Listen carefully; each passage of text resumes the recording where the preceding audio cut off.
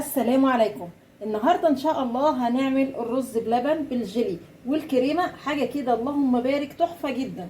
تعالوا بقى نسمي الله ونشوف عملنا الحلويات دي ازاي. هعمل طبقه رز بلبن. معايا هنا نص كوبايه رز. غسلت الرز كويس قوي وبعدين هنقعه كده في ميه تكون بتغلي، وهغطي البوله وهسيب الرز منقوع في الميه كده ساعه.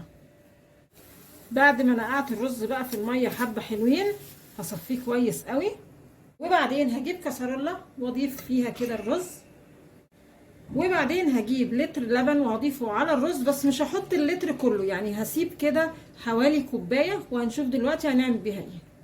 وبعدين هرفع الكسرولة على البوتاجاز. رفعت الرز على البوتاجاز على نار تكون متوسطه، وكل شويه كده اجي ادي للرز كده تقليبه لحد لما يستوي. وعلشان طبعا احنا كنا ناقعينه قبل كده وقت كافي، فمش هياخد ان شاء الله وقت وهيكون استوى. عبال الرز ما يستوي هنحضر خطوه الربط. معايا هنا كوبايه اللبن اللي قلت لكم شلتها على جنب.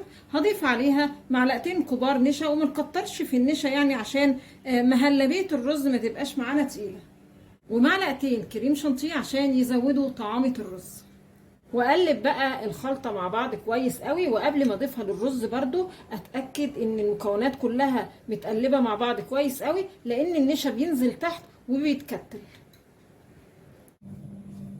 خلاص كده الرز استوى. عايزه اكد عليكم ان النار بتكون هاديه قوي، لانها لو عاليه اللبن هيفور، فلازم تبقى هاديه قوي. لو مش هتعرفي تظبطي النقطه دي يبقى كميه اللبن اللي احنا حطيناها على الرز يبقى نصها لبن ونصها ميه، عشان ما يفورش اللبن معاكي يعني.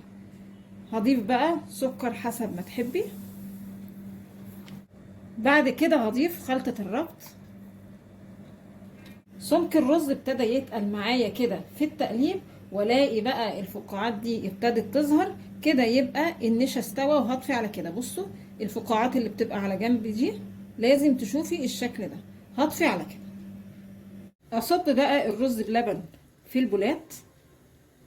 تمام كده. هستنى لما الرز بلبن يبرد خالص، وبعدين هنقله التلاجة لحد ما يتماسك. بعد كده هعمل طبقة جيلي. معايا هنا كوباية مية بتغلي، باكو جيلي اي نوع بقى تحبيه. اهم حاجه اقلب بسرعه علشان الجيلي معانا ما يتكتلش، وبعدين اسيب الجيلي لحد لما يبرد خالص. خرجت الرز من الثلاجه بعد ما تماسك وكمان الجيلي برد. هضيف بقى طبقه الجيلي على الرز بلبن.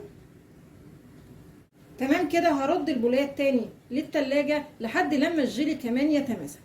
هحضر الطبقة التانية وهي طبقة الكريمة. معايا هنا كاس كريم شانتيه خام.